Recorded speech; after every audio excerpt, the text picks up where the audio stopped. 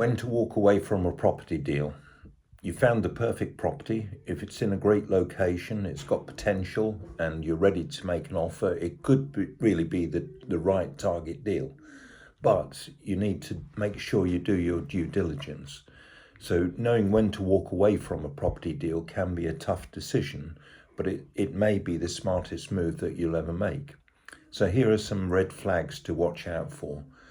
Red flag number one, the figures don't add up. There are hidden costs. There may be unexpected costs associated with the sale, particularly if you buy it at auction and you need to read the legal pack, because sometimes vendors put in charges such as overages on the auction price. So in addition to paying the auction fees, you're also obliged to pay the vendor an overage if, for example, you get planning permission.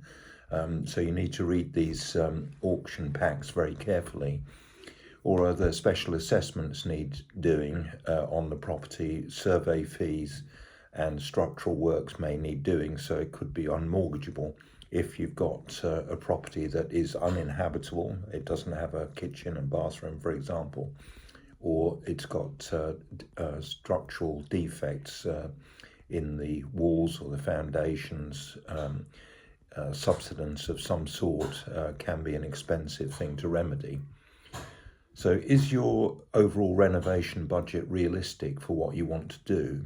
And is the time scale that you're envisaging doing it in realistic? Because if your works cost more and they run over longer, then the finance charges will also rack up. So you need to be very clear about how you're going to do the amount of work you've decided and how much that's going to cost. So ideally you want to get somebody to give you a budget for carrying out the work, ideally a builder.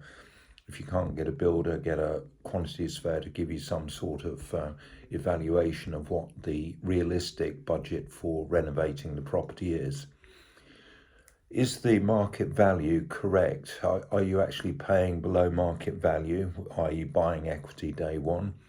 Or are you just overpaying? So you need to be clear that the market value currently in its current condition is correct, plus the cost of the refurbishment works, if it's a distressed property, will actually give you something at market value, and you won't actually overpay by paying too much for a distressed property, paying too much for the renovations, and then ending up with something that isn't worth what you thought it should be. So the other key thing is location, location, location. So is the property in the right area?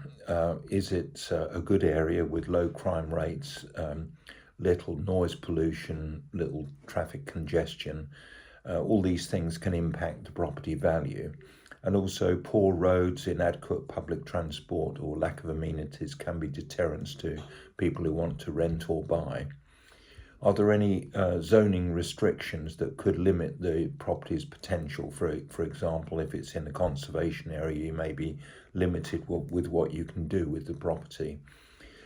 Red flag number 3, property condition issues. We already touched on this, the foundation issues, water damage, mould, dry rot in any of the timbers. All of these things may be hidden, and you need to be very sure that your property that you're buying doesn't have such problems. So it's best to get a survey done before you commit to buy. Are the plumbing and electrical or heating and ventilating systems outdated? If you've got an old boiler, it can be very expensive to run. Equally, the electrical system may be outdated and may need bringing up to date with the current version of the electrical regulations. So that in itself can be a significant cost.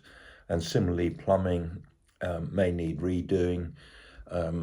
Sanitary fittings and baths, sanitary ware, they're all a cost which needs to be addressed if they need replacing. Sometimes stuff that's old just looks old, you can't reuse it. So it's better to budget in the cost of replacing it. Are there any building regulations or planning conditions that have been violated. For example, has the extension that's been done on the house actually got the right permissions? Even if it's done under permitted development, has it actually got building control approval? So you need to be sure that the property you're buying doesn't have any non-conformances that would mean that you're buying a lemon. And a key one is if the property has had roof insulation sprayed under the tiles or under the slates. This is a big red flag for mortgage companies. So if you've got a property that's got spray foam insulation under the roof, just don't touch it, because you'll have difficulty getting a remortgage or indeed reselling the property. So if you're unsure about a property, then it's better to walk away from it until you can be sure how you're going to address the problems with the property. Japanese knotweed is a common problem.